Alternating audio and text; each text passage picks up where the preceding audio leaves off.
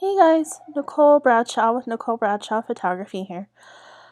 I'm stuck at home with my kiddos just like you guys, and even though I'm loving the time, they are starting to get bored. So one of the things that I figured I could do was to produce these little mini videos with little photography tips, tricks, and techniques to teach you guys some basic things to make your photos better. Now these things can be done on any camera that you have handy, whether it's a cell phone or a tablet or an actual camera.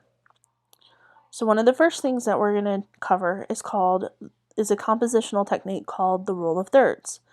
Now it's called this because it divides your camera's viewfinder into 3 columns or 3 rows.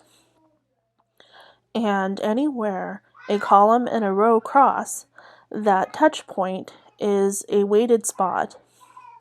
And when you place the subject of your photo in one of those weighted spots, it gives your photo a better composition. The other thing you can use these things for are to offset your subject from the center. Most of us want to put the subject of our photo in the very center of the frame, but when you put it off to the far left third or the far right third, it gives it a little bit more of an interesting composition. Now, one of the things you can do to make this easier is to turn on the grid function on your cell phone. Now, I have an iPhone, so I recorded on my iPhone how to do this. So what you're going to do is you're going to go to the settings, and you're going to scroll down, and you're going to bring up your camera settings, and you're going to switch the little slider for the grid from off to on. Now when you do this, you can pull up your camera and it's going to show the grid on there. And it's going to divide your camera's viewfinder into 3 rows and 3 columns. Okay.